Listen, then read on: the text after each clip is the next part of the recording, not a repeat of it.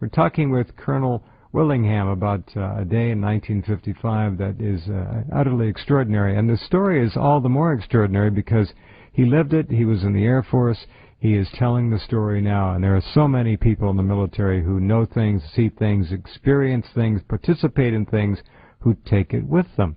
This is one of the men who did not do that, and we are eminently and eternally grateful for this information. All right, Colonel Willingham, if you would, sir, please take it from the top. 1955, what was happening on that day when this whole thing began to unroll? We were assigned to a wingtip watch over a 47 that left up in New York, came down through Oklahoma and down through Archer County and back over and went heading to El Paso, and we were supposed to fly cover for it. Now, when you say a 47, you're talking about a B-47? Yes. Okay. And why were you flying cover for a B-47? Well, I wasn't told why I was supposed to. I just told to do it. I'll bet you were just told to do it. Could it possibly be that that B-47 was carrying a certain something in its bomb bay? It could have had. Okay. Pretty heavy one, too, I think. Just fishing. Okay. All right. So you're flying cover. You and how many fellow pilots? Four of us. All right. Four of us out of Dallas. Were you boxing? Out of Fort Worth. Out of Fort Worth. Were you boxing them in front and rear and side to side?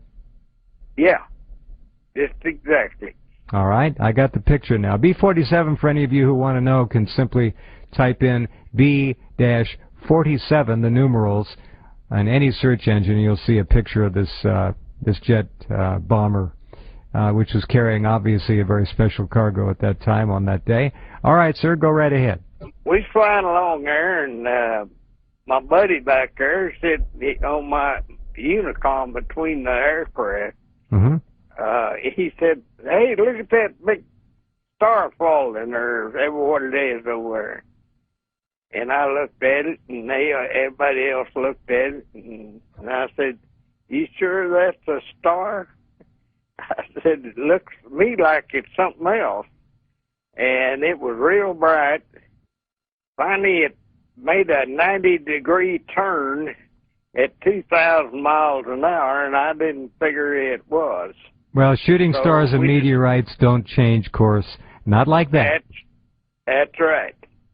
So I asked captain on 47 if I could trace it, see where it was going, because we didn't know what it was. He came back in a few minutes. He said, "Yeah, go ahead. Just you, though, not the rest of them."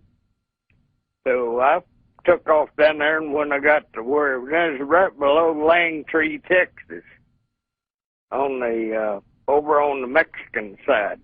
That thing actually just took a absolute flat-on-out 90-degree change in direction at 2,000 miles an hour, leaving a contrail of some kind behind it. Right, right. That must have just knocked your eyeballs. It sure did.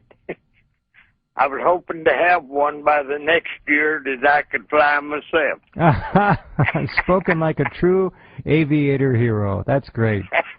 All right, so it makes a 90-degree turn. At that point, did it begin to descend below your flight altitude? Yes, sure did. We was flying along about 35,000 at that time. I took off after it, and it hit just about the time I got about halfway there. Okay, it dropped below you. And then I had to kind of circle around. Mm-hmm. And that time, the Mexican government had started sending in their troops over.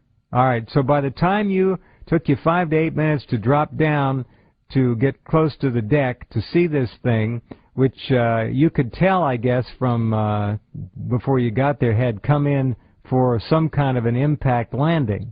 Well, I don't think it was trying to land. I think they'd already lost control of it. I see.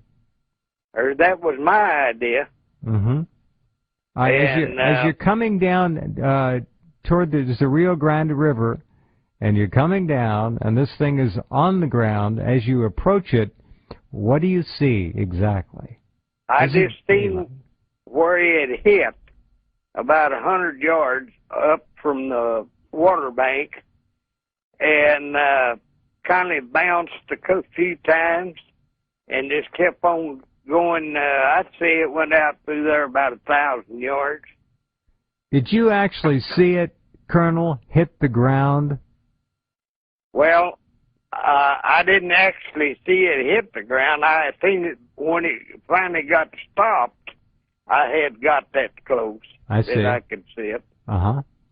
But it was breaking up pretty bad there when I seen it. Now, you're flying your F-86 down. You see the object on the ground. It had been down for no more than maybe 30 seconds by the time you flew over it, something like that? That's right. I made one circle around it. All right. And looked it over, and then I headed back to my job after the B-47. Yes, sir. All right, so you had to climb way back up to 35,000 feet or thereabouts to assume your position in that box formation of security around the B-47 bomber.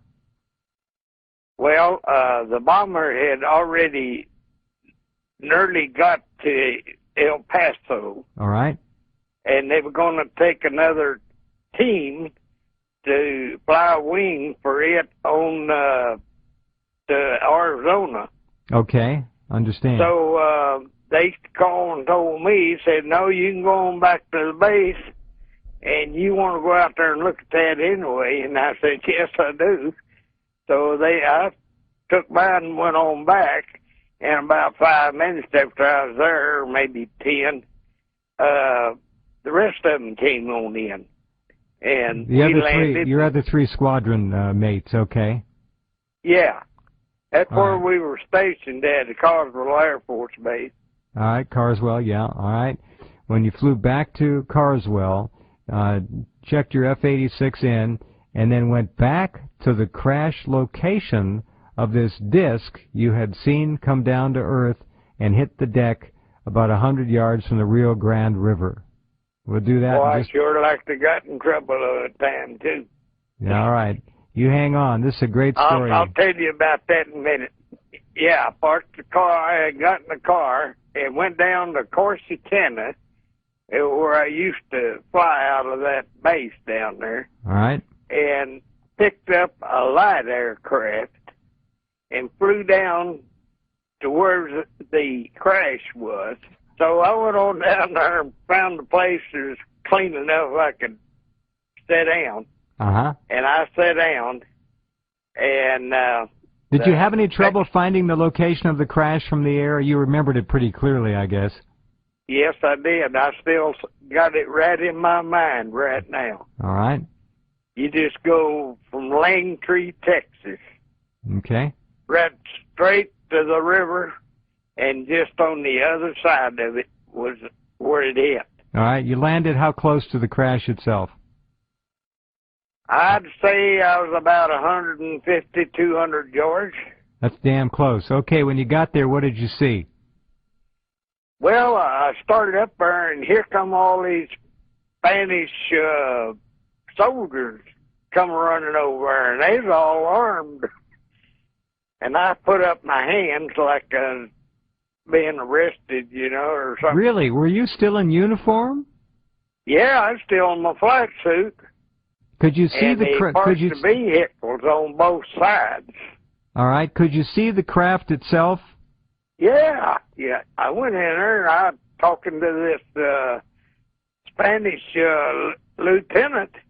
Anyway, I talked to him, and we walked down through there, and he said, I never seen anything like it before. And I said, no, I haven't either. But I said, this site's a little different than some I've looked at.